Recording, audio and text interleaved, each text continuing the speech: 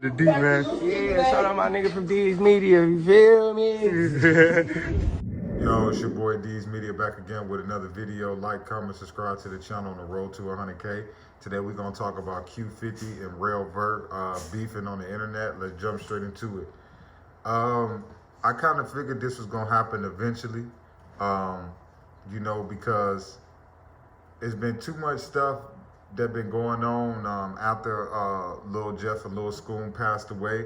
I was hoping that, these two guys could have held it down for, for their side, and, them two could have definitely made some great music together. I believe this all started after Lil Jeff passed away, and allegedly the Trap City guys pretty much was throwing hints like, Rell Vert is playing both sides. That's what pretty much, the Trap City dudes was saying, like, before this happened with Lil Jeff, bro, you was messing with us. Now, I don't know how true it is that Rell Vert pretty much messed with the Trap City dudes and, Lil Jeff and them. Apparently, after some jury was taken, pretty much, the guys fell out. The Trap City guys and Lil Jeff and them fell out because allegedly Lil Jeff had took some jury and he was asked to return it, and pretty much Jeff ain't returned it. And ever since then, those two crews been going at it. But after Lil Jeff passed away, and I started to see a lot of the Trap City guys, going at it with certain members that was cool with Lil Jeff, and they kept hinting that, man, Vert was trying to backdoor y'all during the beef. And when they kept saying that, I was like, hold on.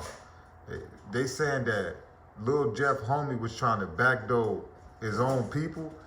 But when I sit there and I'm sitting back and I'm thinking, I said, hold on, well, them is family in Trap City, but them is homies. So at the end of the day, his hands is kind of tied behind his back.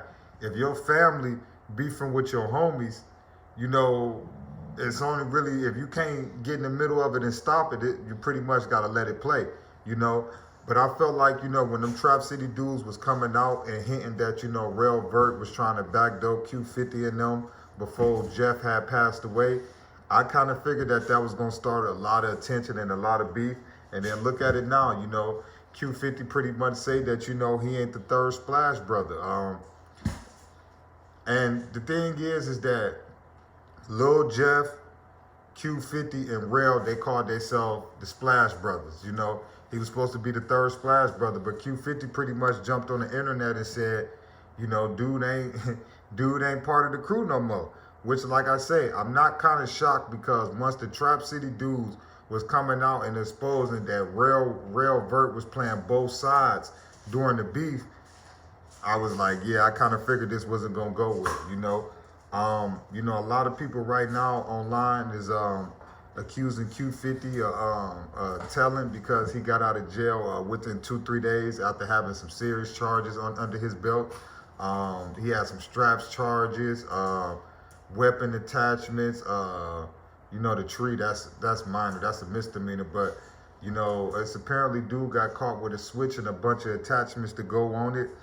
I don't know if y'all is aware, but Chicago, I believe about a year ago, adopted a no bond for certain crimes. I believe it's for only a certain amount of crimes that they got a no bond for. But pretty much, man, Q50 responded to the fans and people in Chicago that was calling him a snitch. He said that he got a bond because he was in the first offenders program. I have heard of this in Chicago before. The first offenders program, where if it's your first time getting caught with a strap, you go through this program, and if you complete the program, they expunge your record. Certain cities got the same program, but they just call it different names. But it's pretty much where they try to get a youth a second chance, and so they won't have a felony on their record. So Q50 said he pretty much was put in the first offenders program, which if this was his first time getting caught with a strap, I could see him being in the first offenders class, But at the end of the day, man, Chicago definitely did change the bond clause in Chicago. If you get hit with, some heinous crimes like, a bee, a strap, or anything that's aggressive or aggravated, or any type of thing with a strap or anything, in Chicago and Illinois, man, they doing the no bond clause, man. But like I say, man, if he was part of the first offenders program, I could see him getting a bond. People keep saying, oh, in Chicago, they not getting bonds for switches. If you think Nook got a bond, what? About around this time, like 7-8 months ago, he got a bond for his switch case. But just because you get a bond, that don't mean that the feds can't turn around and still pick it up, you know. So like I said, Q50, you know, he better take his second chance at freedom serious, you know. All that riding around with all these straps and all these attachments and lasers and all that junk, y'all shorties is wilding out here, man, because when y'all get caught, y'all just better be prepared, man, that Chicago, New York, LA, it's got some of the worst gun laws possible. So if you getting caught with a strap in they city, man, I pray for you, man. You know, but like I say, Q50 and Rell Vert, man, they beefing online, man. I kind of thought that, you know, these two dudes, man, was gonna come together and make Lil Scoom and Lil Jeff name live on. But like I say, man, when you got street politics play a part into it, you know, the rap comes second, you know.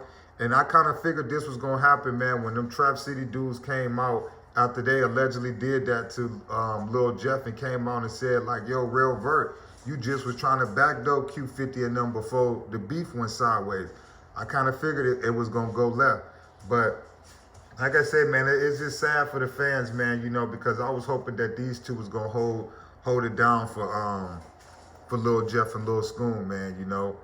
But at the end of the day, I'm gonna say it again, man. When you got real street stuff going on and it play a part in the music, it's kind of hard for the music to take a course when you got real street stuff that play a part in it.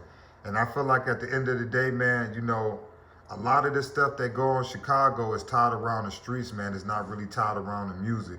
So like a fan like me that probably wouldn't understand why it wouldn't work in the streets of Chicago, they know why it didn't work, man. But like I said, man, I wish both of these guys the best, the most success. I hope don't nobody get hurt in this beef and this rival. I just hope that maybe if they choose not to get along or do music together, that they can part ways but still keep it respectful. You know, that's what a lot of these young dudes don't get. You know, you don't have to take everybody out the game. If you could respectfully, you know, he stay over there, you stay over there, hey, man, as best as possible, man, until at least these guys can get an understanding. But it's your boy D's Media signing out, man. But Chicago rapper Rell Vert and Q50 going back and forth on the internet. So pretty much, I don't think these dudes rocking and rolling. And also Q50 spoke on how he got a sudden bond after 3 days for getting caught with all that stuff in the car. He pretty much say ain't no ratting, ain't no snitching, and he denied him being on PC. It's your boy D's Media signing out. The D, man. Yeah, shout out my nigga from D's Media, you feel me?